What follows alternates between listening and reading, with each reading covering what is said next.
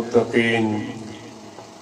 वस्सलातु वस्सलाम अला अशरफिल अंबियाइ वल मुरसलीन नबीना मुहम्मदिन व अला आलिहि व अस्हाबिहि अजमईन अम्मा बाद। क़ाल अल्लाहु सुब्हानहु व तआला फ़िल क़ुरआनिल मजीद वल फ़ुरक़ानिल हमीद। ला इकराह फ़िद्दीन क़द तबय्यन रुश्द मिनल गय्य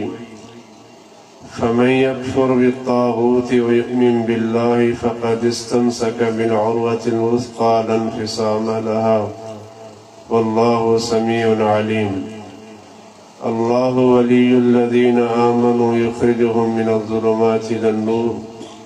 वल्लज़ीना कफ़रू औलियाउहुमुत-ताग़ूत युख़रिजूनहुम मिनन-नूरि इलज़्ज़ुलुमात उलाइका अस्हाबुन-नारि हुम फ़ीहा ख़ालिदून। अजीज दोस्तों,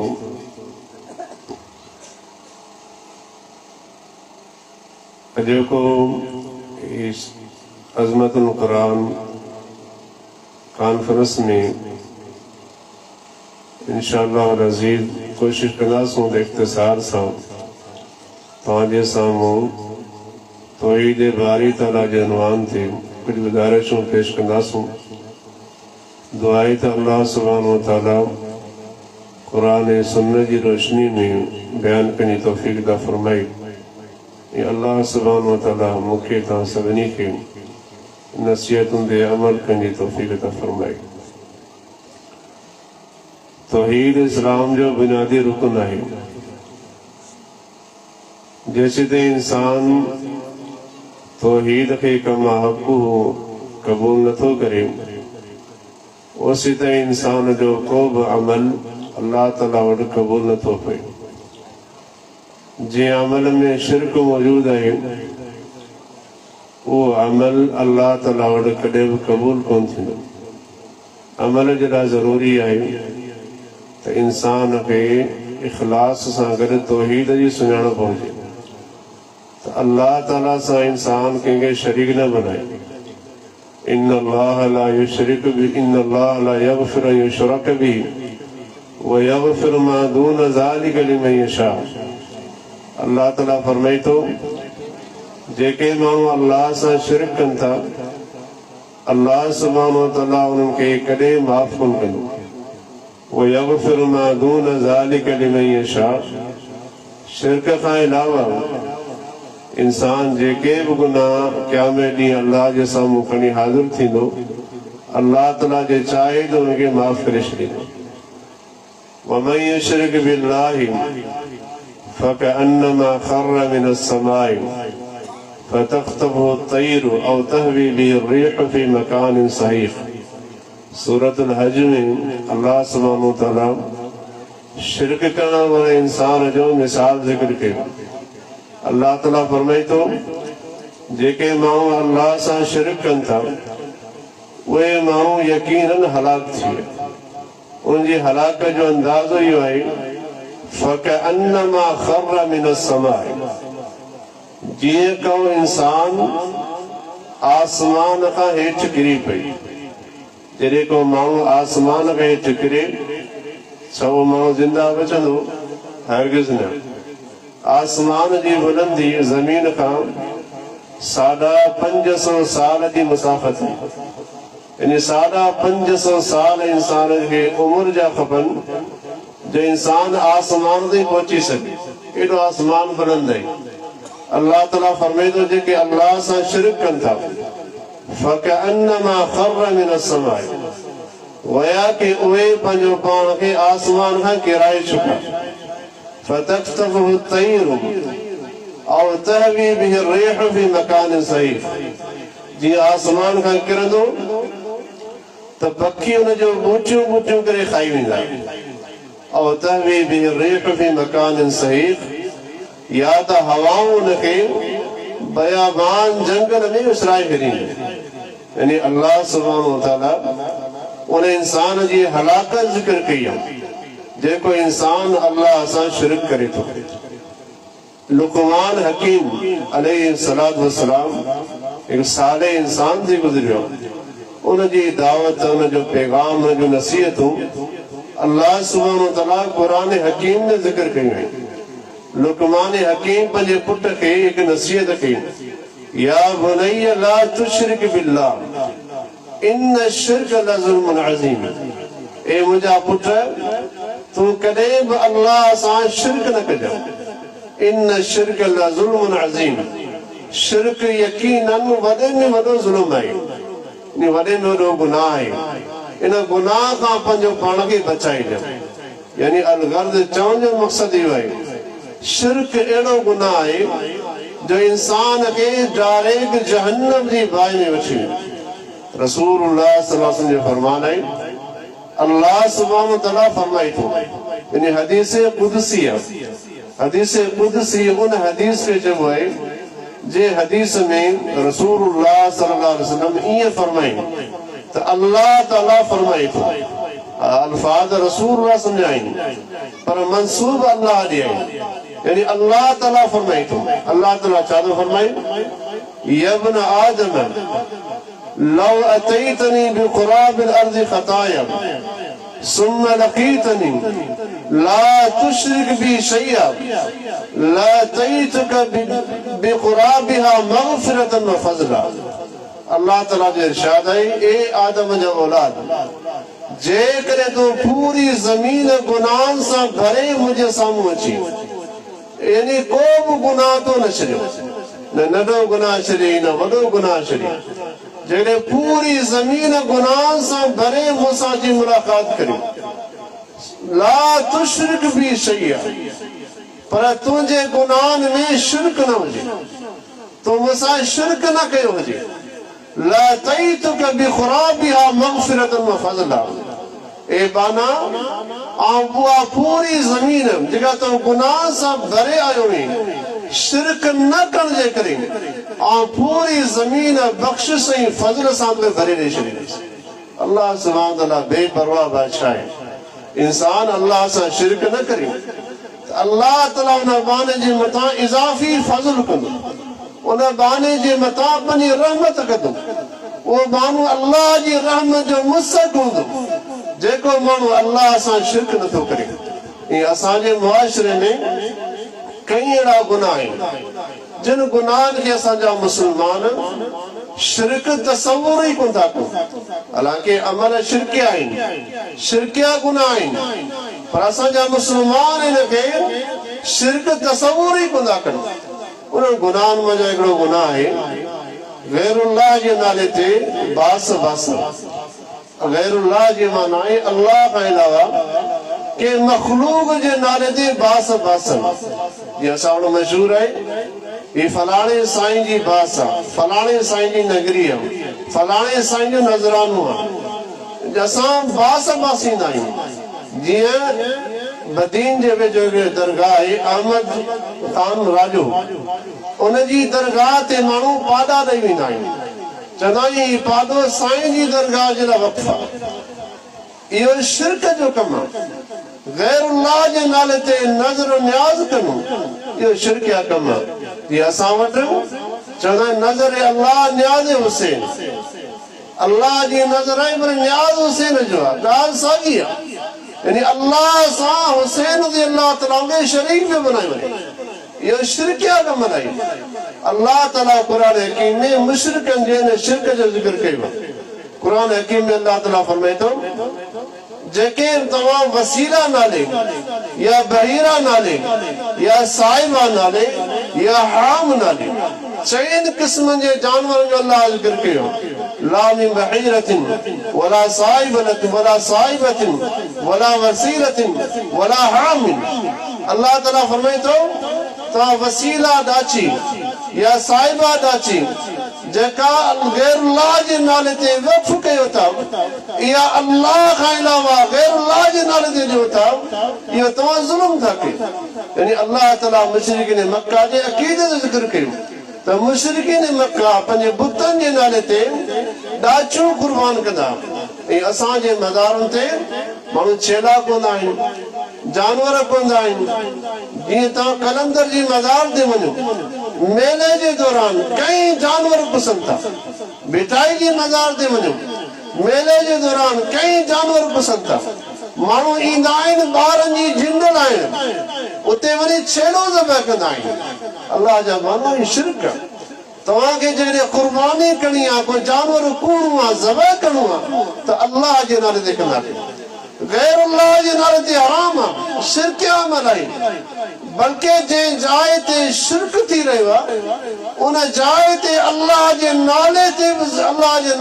क़ुर्बानी जाइज़ करे उनजो दलील कहिड़ो आहे रसूलुल्लाह सल्लल्लाहु अलैहि सहाबी आयो चवण लॻो अल्लाह जा नबी सल्लल्लाहु अलैहि वसल्लम इन्नी नज़रतु फिल जाहिलिया अन अज़बह बिबवान मूं दौरे जाहिलियत में बास बासे त बवाना दी जाइ उन जाइ ते आऊं उठ कुर्बान कंदुसि अल्लाह जे नाले ते उठ कुर्बान कंदुसि या मूं जाहिलियत जे दौर में बास बासे इस्लाम क़बूल करण खां पहिरीं हाणे आऊं मुस्लमान आहियां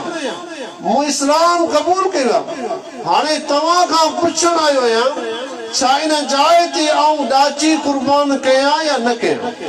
रसूलुल्लाह सल्लल्लाहु अलैहि वसल्लम खां ॿ सवाल कया पाण फरमायूं हल कान फीहा वसन मिन अवसान जाहिलिया छा इन बवाना मक़ाम ते दौरे जी हालत में को बुत त कोन हो जंहिं बुत जी माण्हू पूजा कंदा साहिब जदो न ये अल्लाह जा नबी ने बवाना जगह ते दौरे जाहिलियत में को बि बुत कोन हुई न ई का मज़ार हुई जो माण्हू उते पूजा लाइ ईंदा वरी पाण ॿियो सवाल कयूं हल कान फीहा ईदुन मिन अहयादिल जाहिलिया छा उन जाइ ते दौरे जाहिलियत में को मेलो त कोन कंदो माण्हू मेलो अची मल्हाईंदा मेला लॻाईंदा ईअं त कोन हो उहे साहिबी जदो न ये अल्लाह जा नबी न उते बुत हुयो न ई मेलो लॻंदो पाण फरमाई फऔफी बिनज़रिक हाणे वञी बास पूरी कर इन मां छा मालूम थियो जेकॾहिं जाइ ते बुत हुजे हा दौरे जाहिलियत में या मेलो लॻंदड़ हुजे हा त रसूलुल्लाह सल्लल्लाहु अलैहि वसल्लम खे कॾहिं बि उन ॾाची उते ज़बह कंदी इजाज़त कोन ॾियनि पाण सवाल ई न जॾहिं कयो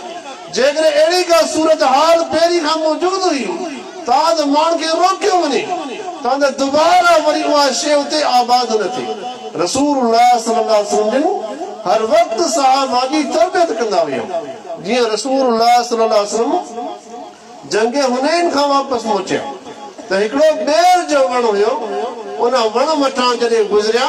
त सहाबा किराम दरख़्वास्त कई उहो वण ॿेर जो हो पर उते मुशरिक पंहिंजूं तलवारूं टंगींदा पंहिंजूं तलवारूं टंगे पोइ सफ़र ते वेंदा हुया सहाबा किराम जॾहिं उहो ॿेर जो वण ॾिठो त पैगंबर अलैहिस्सलाम सल्लम खे छा था चवनि इजअल लना ज़ात अनवातिन कमा लहुम ज़ात अनवातिन या रसूल अल्लाह ये अल्लाह जा नबी सल्लल्लाहु अलैहि वसल्लम अहिड़ो ॿेर जो वण असांजे लाइ बि मुक़ररु कयो जीअं मुशरिकीन मक्का ॿेर जे वण में हथियार टंगीनि था तलवारूं टंगीनि था बरकत जी ख़ातिर तव्हां असांजे लाइ बि अहिड़ो को ॿेर जो वण मुक़ररु कयो जंहिं वण में असां जॾहिं बि सफ़र ते निकिरूं तलवारूं टंगियूं बरकत हासिल करे पोइ रवानो पाण फरमाए सुभान अल्लाह इन्नमा कुलतुम का साहिब मूसा तव्हां उहा ई ॻाल्हि कई आहे जेका मूसा अलैहिस्सलाम जे साथियुनि कई मूसा अलैहिस्सलाम जे साथियुनि कहिड़ी ॻाल्हि कई जॾहिं मूसा अलैहिस्सलाम मिस्र जे इलाइक़े में ॼण बनी इसराइल खे वठी फलस्तीन ॾांहुं वञी रहियो हुयो त बनी इसराइल जा माण्हू हिकिड़े बुत खाने ते गुज़रिया उन बुत खाने वटां जॾहिं गुज़रिया उते मुजावर उन बुत खाने में उन बुत जी इबादत करे रहिया आहियो त मूसा अलैहिस्सलाम खां उन्हनि दरख़्वास्त कई इजअल लना इलाहन कमा लहुम आलिया चवण लॻा ए मूसा जीअं ही ज़ाहिर ज़हूर पंहिंजे महबूद जी पूजा पिया कनि तूं अहिड़ी तरह असांजे लाइ को महबूद मुक़ररु कर जंहिंजी असां ज़ाहिरी महबूद जी पूजा कयूं मूसा अलैहिस्सलाम खे छा चयो इन्नकुम क़ौमुन तजहरून तव्हां त वॾी जाहिल क़ौम आहियो तव्हांखे अल्लाह ताला हाणे फिरौन जे ज़ुल्म खां आज़ादी ॾिनी तव्हांखे अल्लाह ताला जिहालत मां कॾहिं इस्लाम जी नेमत कई तव्हां इस्लाम बि क़बूल कयो वरी तव्हां मज़ार में बुतनि जो मुतालबो करे तव्हां वसाबियो ज़ुल्म करणु चाहियो पिया गुमराह थियण चाहियो पिया इन्नकुम कौमुन तजहलून तव्हां त वरी जाहिल क़ौम आहियो यानी मूसा अलैहिस्सलाम बनी इसराइल जी इस्लाह के पाण फरमायूं त ही बुत जी इबादत करण अल्लाह सां शिरक आहे गैरुल्लाह से शिरक यो सागियो वाकियो पण सहाबा के बुधाई सहाबा जी इस्लाह कयो ए मुजा सहाबो अल्लाह ताला हाने तो के इस्लाम जी नेमत सा नवाजो आई वरी तमा ने वणन जी पूजा करे हलाक थियण चाहियो पिया ता वण जो मुतालबो वाकियो असा छा मशहूर आ यार फलाणी दरगाह ते एड़ो वणे उन में तमा पिंगो टंगींदो तवा जी मुराद पूरी थी उन वण में सलवार लाए टंगींदो तांजी मुराद पूरी थी नवाब शाही बरने सलवार शाह मशहूर पीर माण्हू ईंदा आहिनि उते सलवार लाए टंगे वेंदा आहिनि छाजे लाइ त मुराद पूरी थी ख़ारिश जी बीमारी ख़त्म थींदी चवंदा फलाणी दरगाह ते चश्मो आहे वेंजंदो तांजी बीमारी ख़त्म थींदी अल्लाह जो मन छा आहे शिफा अल्लाह जे हथ में आहे इब्राहिम अलैहिस्सलाम छा चयो वइदा मरीज़तु फहुव यशफीन जॾहिं आउं बीमार थींदो आहियां त मूंखे अल्लाह शिफ़ा ॾींदो आहे शिफ़ा केरु ॾींदो आहे अल्लाह जी ज़ात ॾींदी आहे पर असां दरगाह में आस्थाननि ते वञी अल्लाह सां शिरक करे पंहिंजे अक़ीदे खे बर्बाद कंदा आहियूं अल्लाह जो बानो अक़ीदे जी वॾी अहमियत आहे जॾहिं थोरो बि इंसान जे अक़ीदे में शिरक अची वियो उहो माण्हू हलाक ई तबाह बर्बाद थी वेंदो अहिड़ी तरह असांजे मुआशरे में ॿियो बि शिरक आहे असां सादी क़ौम सादी अवाम असां मशहूर छा आहे जॾहिं कसम खणंदा आहियूं न असां अक्सर अल्लाह जा कसम घटि खणंदा आहियूं गैरुल्लाह जा कसम घणा खणंदा आहियूं ईअं आहे कोन्हे असां मशहूर यार कसम आहे तोखे माउ जो कसम आहे तोखे पीउ जो कसम आहे तोखे सिर जो कसम आहे तोखे खीर जो कसम आहे तोखे पीर जो कसम आहे तोखे पगारे जो ईंदा आहियूं न कसम कसम है तोखे मुर्शिद जो असां वटि इहे कसम मशहूर आहिनि हालांकि कसम कंहिंजो खणबो कसम खणजे ज़ात कसम खणजे लाइक़ जेका ज़ात आहे उहा अल्लाह जी ज़ात अल्लाह जी ज़ात खणींदा ॿिए कंहिंजो कसम खणणु जाइज़ कोन्हे अमीरुल मोमिनीन उमर बिन ख़त्ताब रज़ियल्लाहु तआला अन्हु हिकिड़े सफ़र में हुया ऐं उमर बिन ख़त्ताब रज़ियल्लाहु जे ज़बान मां लफ़्ज़ निकिरी बि अबी उन पंहिंजे पीउ जो कसम खयो पाण महलन या उमर पाण उमर ख़ामोश थी छा पियो चई ला तहलिफू बि आबाइकुम तव्हां पंहिंजे पीरनि जा कसम न खणंदा कयो मन कान हालिफन फलयहलिफ बिल्लाहि औ लियसमुत पाण फरमाए जेके कसम खणो आहे वो अल्लाह जो कसम खणे या ख़ामोश थी वञे गैरुल्लाह जो कसम शिरक असां वटि इहे कसम आम इस्तेमाल थींदा आहिनि ऐं असां हिनखे शिरक तसवुर ई कोन था कयूं अल्लाह जो मानो शिरक आहे गोया के तव्हां अल्लाह खे अल्लाह जी जाइ ते तव्हां गैरुल्लाह जो कसम खणी उनखे अल्लाह जो मक़ाम ॾेई रहिया आहियो माउ जो दर्जो पंहिंजी जाइ ते पीउ जो दर्जो पंहिंजी जाइ ते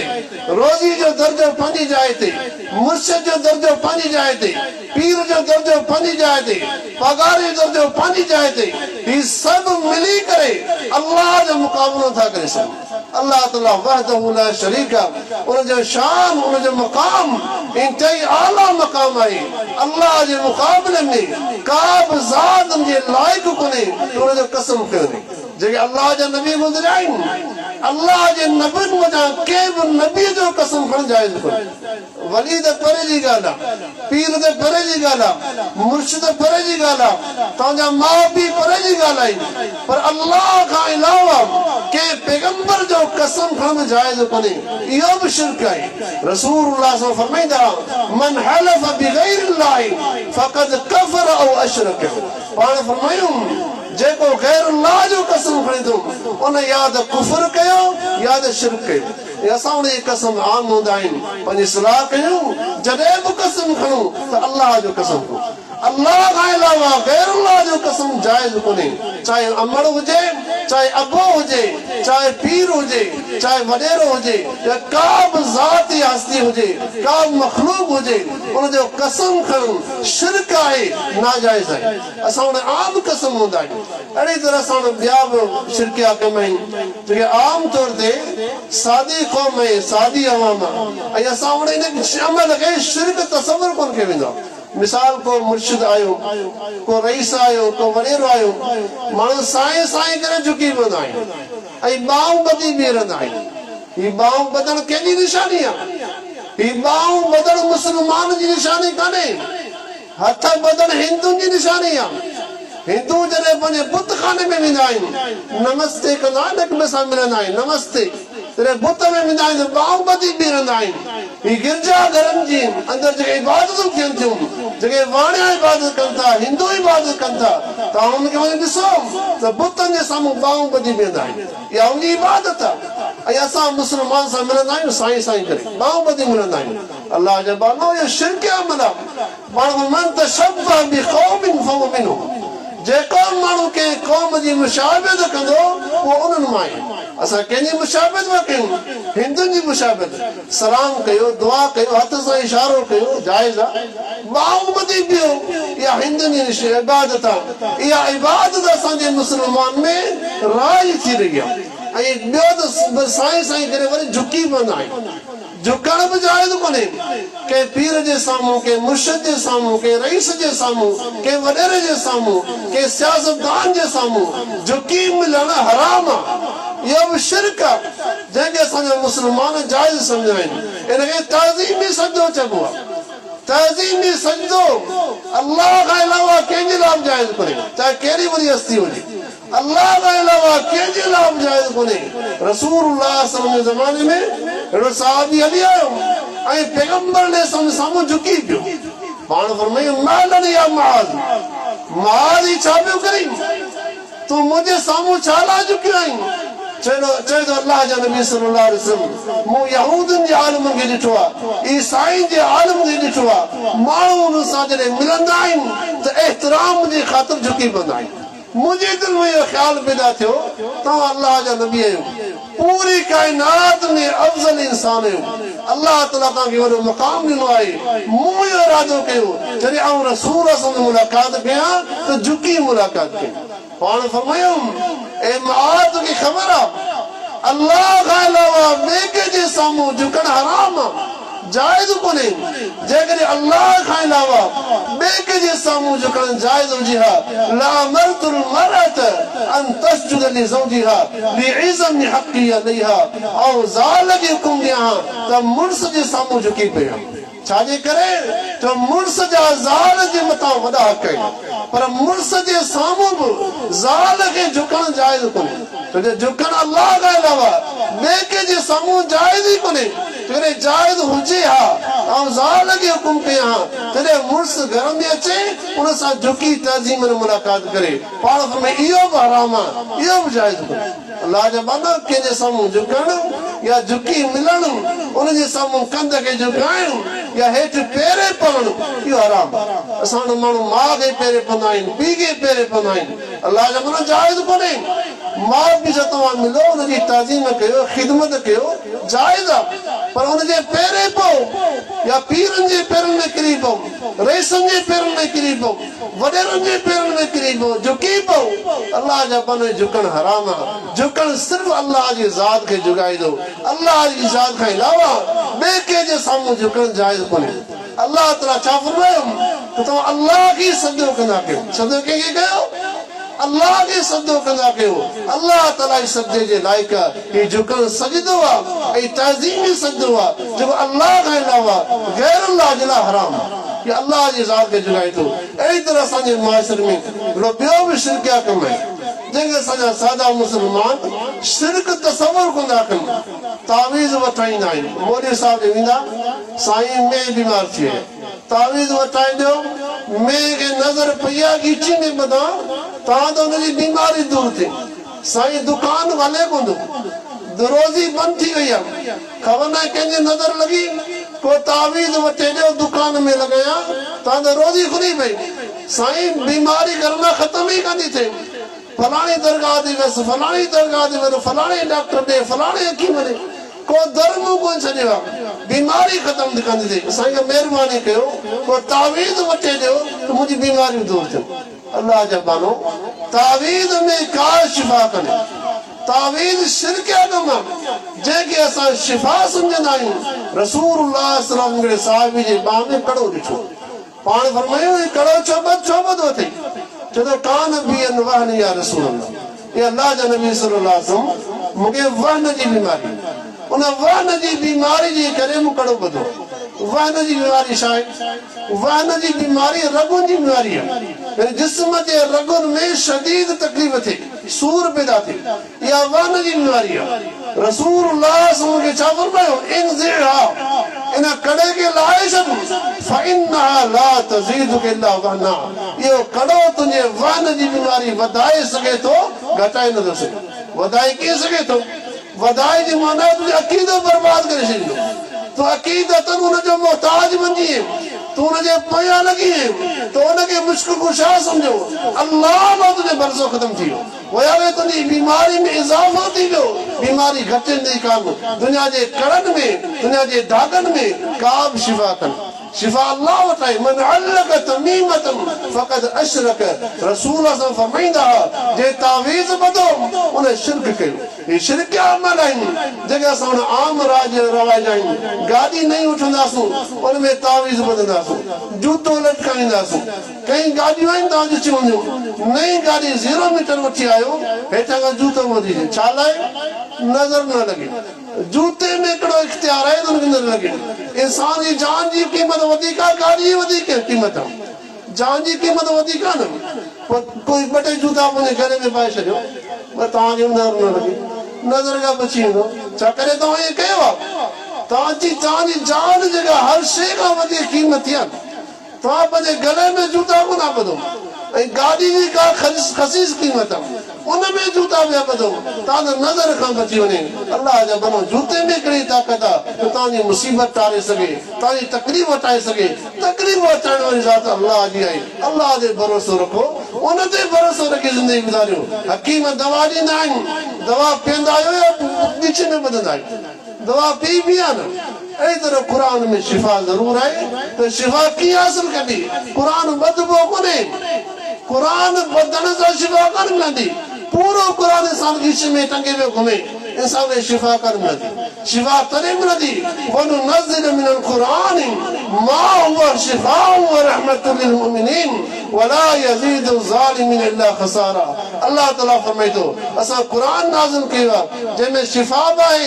ऐं रहमत बि आहे हीउ क़ुरान मजीद शिफ़ा वारो किताब आहे शिफ़ा पढ़ण सां मिलंदी शिफ़ा पढ़ण सां मिलंदी हिकिड़ो वाक़ियो ज़िक्र कयां कबीर साहिब बिन मुखारिब साहिबी आहे रज़ी अल्लाह ताला मुस्लिम जी रिवायत चवंदा आऊं रसूलुल्लाह सल्लल्लाहु अलैहि वसल्लम ऐं पैगंबर अलैहिस्सलातु वस्सलाम सां मूं कुझु ॾींहं गुज़ारियो ऐं आऊं पैगंबर अलैहिस्सलातु वस्सलाम खां ईमान इस्लाम सिखी पंहिंजे ॻोठ वापसि रवानो थियुसि हिकिड़े ॻोठ वटां मटियसि ॾिठमि त उते जहिड़ो माण्हू आहे जेको ज़ंजीरुनि में जकड़ियल आहे ज़ंजीरुनि में ॿधल आहे मूं हुनखां सवाल कयो हिनखे तव्हां ज़ंजीरुनि में छो ॿधो आहे उन्हनि माण्हू मूंखे ॿुधायो त हिन माण्हूअ खे जिन्नात जो असर आहे जिन्नात जे असर जे करे असां हिनखे ज़ंजीरुनि में ॿधो आहे वो कबीर साहिब जे अल्लाह ताला चए थो आऊं न ॻुठ में 3 ॾींहं रही पियुसि मूं छा कयो सुबुह जो 7 दफ़ा शाम जो 7 दफ़ा अलहम्द शरीफ़ हुन ते पढ़ंदो हुउसि अलहम्द शरीफ़ खां मामूली सूरत कोन्हे अज़ीम सूरत आहे क़ुरान जो नूर आहे अल्लाह ताला क़ुरान जा 2 नूर नाज़िल कया आहिनि हिकिड़ी सूरत फातिहा आहे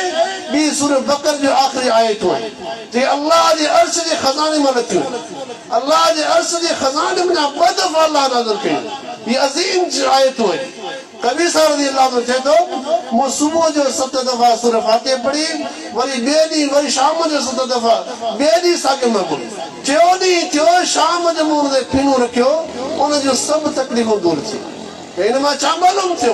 क़ुरान मजीद पढ़ण सां शिफ़ा मिलंदी आहे जीअं अबू सईद खुदरी जी डिघी रिवायत आहे उन जो लुबे लुबाब ख़ुलासो इहो आहे त जॾहिं ॻोठ में असां वियासीं उन सॼी में मान नवाज़ी कान कई असां ॻोठ खां ॿाहिरि राति जो तरसी पियासीं हिकिड़ो माण्हू राति जो हली आयो असांजे सरदार खे कि ज़हरीली शइ न कयूं आहे तव्हां मां को फीणो रखण वारो हुजे हली फीणो रखे अबू सईद खुदरी चए थो आऊं हलंदुसि मूं हुनखे चयो फीणो रखंदासूं पर शर्त आहे तव्हां असांजी महिमान नवाज़ी कान कई जॾहिं महिमान नवाज़ी कयो आहे तव्हांखे मुफ़्त में फीणो रखूं हा पर तव्हांजी महिमान नवाज़ी न करण जे करे असांजो शर्त आहे 30 बकरियूं तव्हांखे ॾियणियूं पवंदियूं 30 बकरियूं ॾींदव असां फीणो रखंदासीं हुननि जो शर्त मंज़ूर आहे जेकॾहिं असांजो वॾेरो चाक थी वियो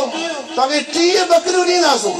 अबू सईद खुदरी रज़ी अल्लाह चए थो आउं वियुसि ऐं मूं हुनजे साम्हूं तां 7 दफ़ा सूरतुल फातिहा पढ़ी अल्लाह जे हुकुम सां उनजे ज़हर जी तकलीफ़ जेका डंग जो दर्द ऐं सूरो सभु ख़तम थी 30 बकरियूं मूंखे ॾिनऊं ऐं 30 बकरियूं काहे रसूल आयसि पैगंबर अलैहिस्सलाम खां सवाल कयोसि अल्लाह जा नबी